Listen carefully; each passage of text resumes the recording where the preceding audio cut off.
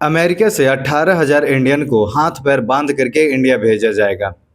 18,000 Indian यह सब America में नौकरी करने के लिए गए थे और वह लोग 70-70 लाख रुपए लगा करके अमेरिका गए थे। लेकिन अमेरिका सरकार पकड़ करके उन्हें अब उनकी हाथ पैर बांध करके अमेरिका से इंडिया भेजेगा।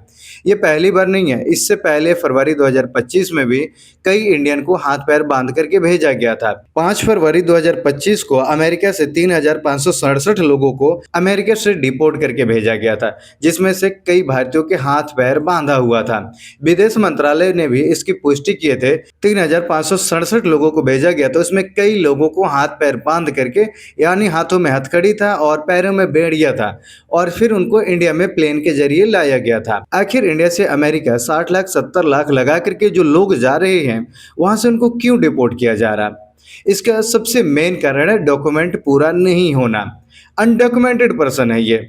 जो इंडियन अमेरिका में जाने के लिए वीजा का इंतजार नहीं कर रहे और इनलीगली तरीके से एजेंट को 60 से 70 लाख रुपए दे रहे हैं और फिर डंकी रूट का इस्तेमाल करके अमेरिका पहुंच रहे हैं। वहां जाने के बाद नौकरी तो कर रहे हैं, अच्छी कमाई भी कर रहे हैं, लेकिन जब वो पकड़े जा रहे हैं तो उन्हें डिटेंशन सेंटर भेजा जाता है, फिर वहां से उनको डिपोर्ट कर दिया जाता है। कई सारे इंडियन को पिछले साल जब पकड़ा गया था तो हाथों में हथकड़ी, पैरों में बेड़िया बांध करके भेजा गया था। ये सब लोग अमेरिका जाने के लिए 60 से 70 लाख रुपए लगाए थे। अब इंडियन के अंदर इतना डर फैल गया कि अमेरिका में जो रह रहे हैं वह इंडियन बाहर घर से नहीं निकल रहे हैं।